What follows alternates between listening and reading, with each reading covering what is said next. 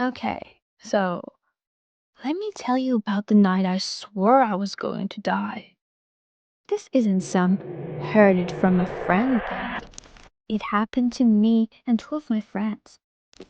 I've never talked about it in detail because, honestly, I don't even know if people will believe me. But you want a story? So here it goes.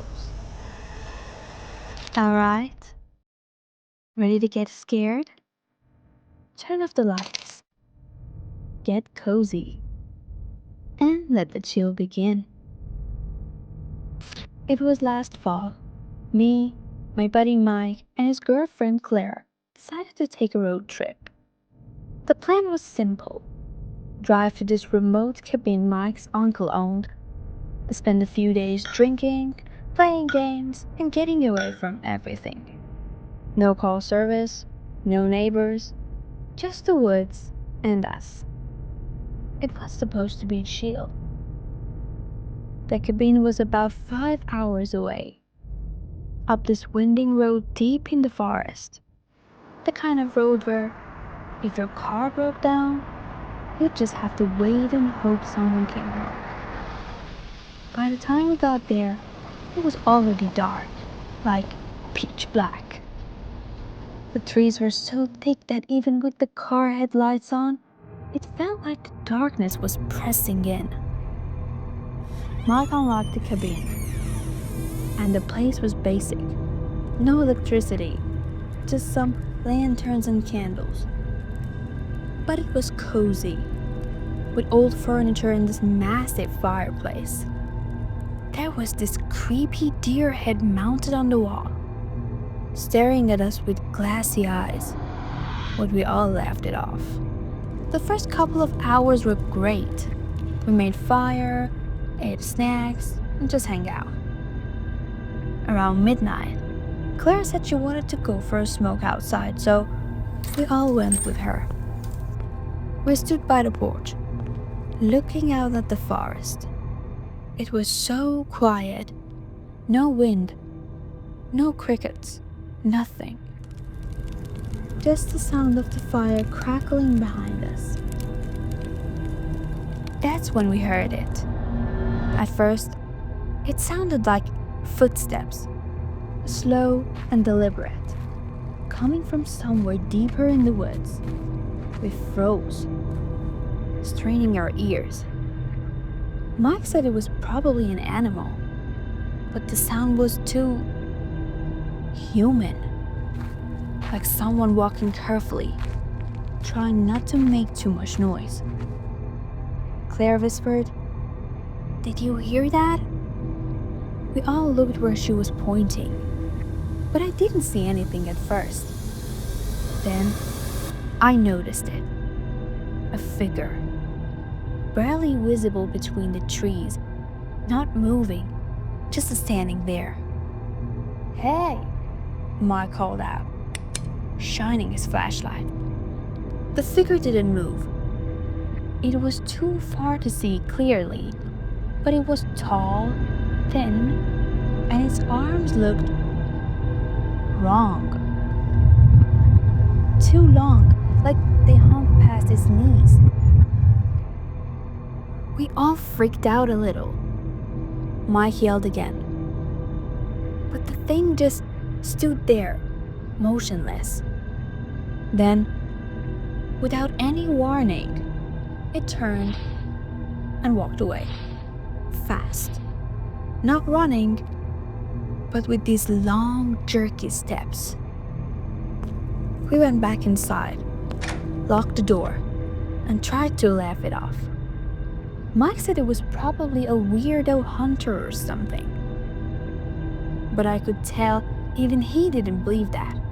Claire was super on edge, but we poured some drinks and tried to settle down.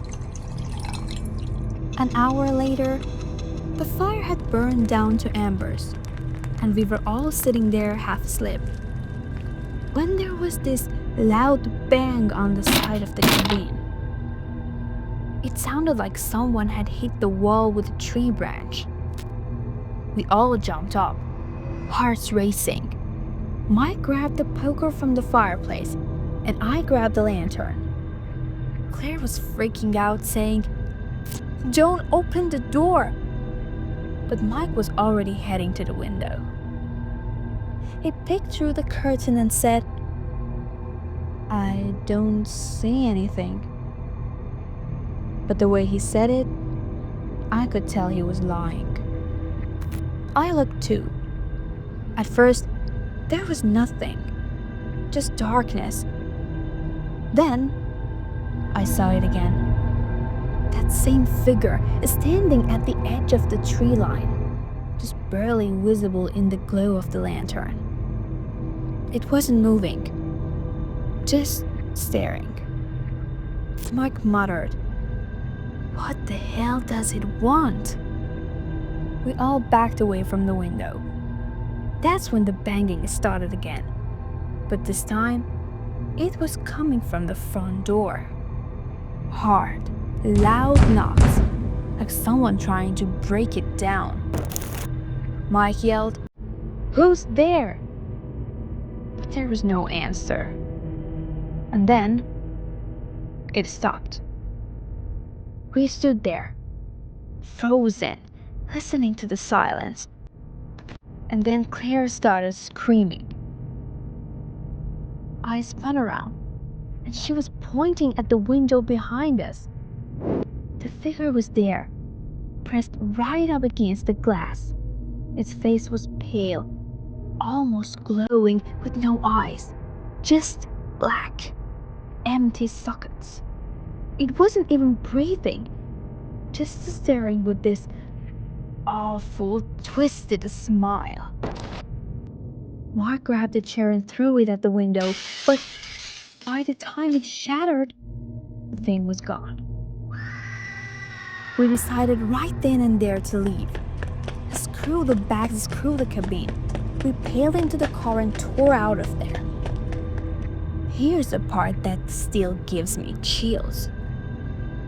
As we spun around that dirt road, Mike was driving, and Claire was in the back seat, crying. I was in the passenger seat, trying to stay calm. We were maybe 10 minutes from the main road when the car headlights hit something. It was standing in the middle of the road. The same figure, tall, pale, with those impossibly long arms. It tilted its head, almost like it was curious. Mark slammed on the brakes, but when we stopped, it wasn't there anymore. We sat there, too scared to move, when Claire whispered, It's behind us." I turned around, and through the back window, I saw it, standing just a few feet away, grinning. Mike floored it and didn't even stop until we reached a gas station miles away. We never went back to that cabin. Mike's uncle said we were just imagining things, but I know what we saw. And here's the messed up part. A few weeks later, I was home, getting ready for bed, when I heard a knock at my window. I live on the second floor. Thank you for joining me on this chilling journey to real-life horror. Remember, the scariest stories are often the ones that live next door. If you enjoyed this tale, please like, subscribe, and share your own scary experiences in the comments below. Until next time, keep your lights on and stay safe.